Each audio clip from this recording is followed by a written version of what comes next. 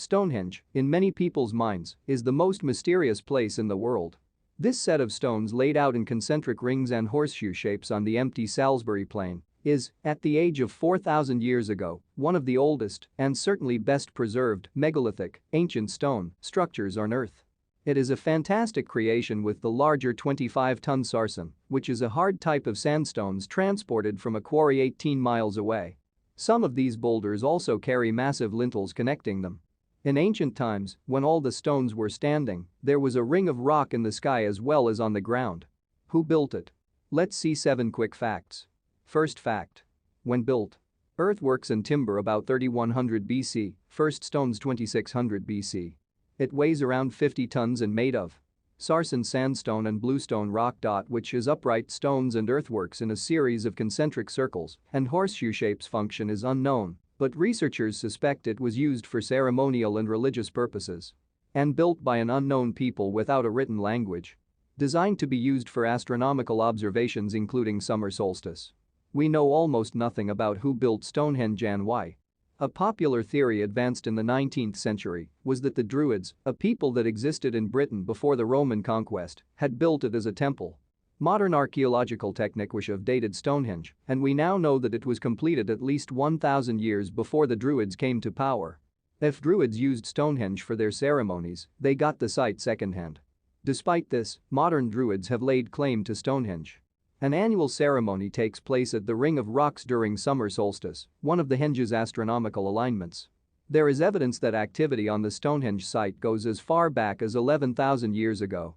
It wasn't until about 3100 BC, though, that a circular bank following the current Stonehenge layout appeared.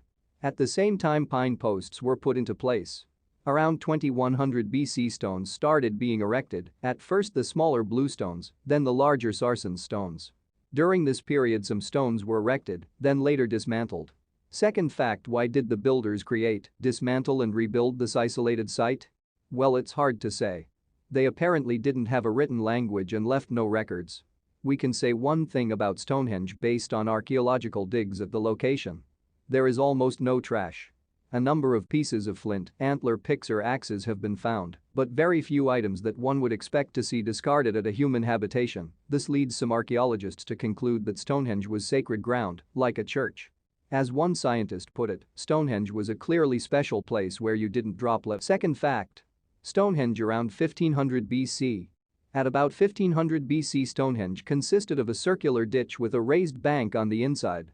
Within the bank was a circle of 30 sarsen stones with lintels creating a raised circle. Today only 17 of those stones still stand, and few of the lintels are still in position.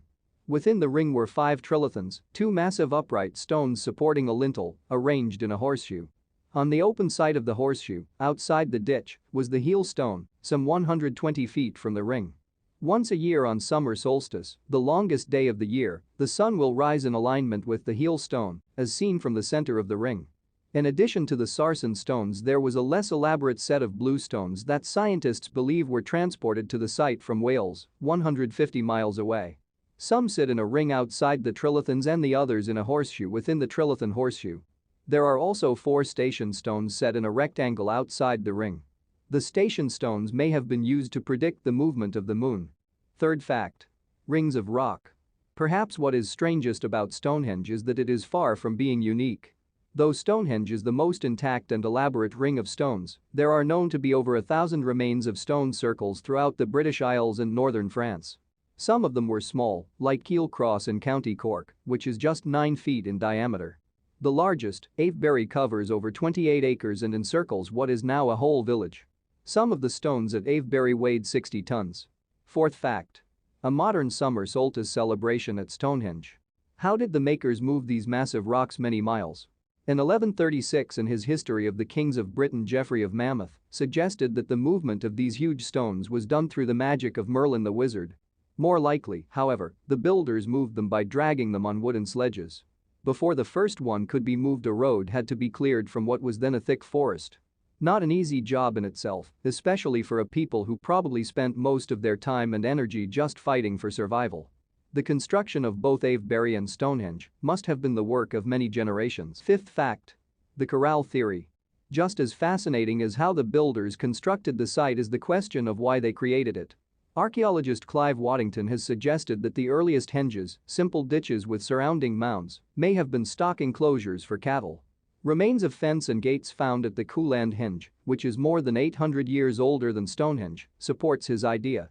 Waddington thinks that when cattle were moved into the enclosure during certain seasons, rituals were performed. As time went on, the circle's functional aspect faded away, and they became purely religious structures. Most of the rings were smaller than Avebury and simpler than Stonehenge. While some of them had astronomical alignments built into their design, many did not. This suggests that their use as observatories may have been a secondary function. Sixth fact. A place of healing? Another recent suggestion by Professor Tim Darvill of Bournemouth University and Professor Geoffrey Wainwright of the Society of Antiquaries of London is that Stonehenge may have served as a place of healing. Excavations of graves in the area showed that the remains of people buried there display signs of serious disease or injury. Testing also indicates that about half of those people were from outside the Stonehenge area. People were in a state of distress, if I can put it as politely as that, when they came to the Stonehenge monument, said Darvill. Also puzzling is a large number of chips found that were flaked off the bluestone of the monument. It could be that people were flaking off pieces of bluestone in order to create little bits to take away as lucky amulets, said Professor Wainwright. The professors think that the place may have been similar to Lourdes, the French shrine known for its supposed ability to heal the sick. This evidence, however, does not rule out other uses for Stonehenge. It could have been a temple, even as it was a healing center, Darvill said. Just as Lourdes, for example, is still a religious center. Seventh fact. Domain of the dead or British unification. The area around Stonehenge has a large number of burials, and this has led Professor Mike Parker Pearson of Sheffield University to suggest that it is a domain of the dead, while a Neolithic settlement nearby was the corresponding place of the living. More recently, Professor Parker has championed the idea that Stonehenge was built to unify the different peoples of the British island. There was a growing island-wide culture, the same styles of houses, pottery and other material forms were used from Orkney to the south coast, says Pearson. This was very different to the regionalism of previous centuries. Pearson also points out that a site as big as Stonehenge would have required cooperation among many groups. Stonehenge itself was a massive undertaking, requiring the labor of thousands to move stones from as far away as West Wales, shaping them and erecting them. Just the work itself, requiring everything literally to pull together, would have been an act of unification, he explains. So was Stonehenge a corral, a religious center, a place of healing, or symbol of British unity? Or was it all of the above? Scientists may never be able to say for sure. As Professor Richard Atkinson of University College, Cardiff, a researcher at Stonehenge, once said, "You have to settle for the fact that there are large areas of the past we cannot find out about."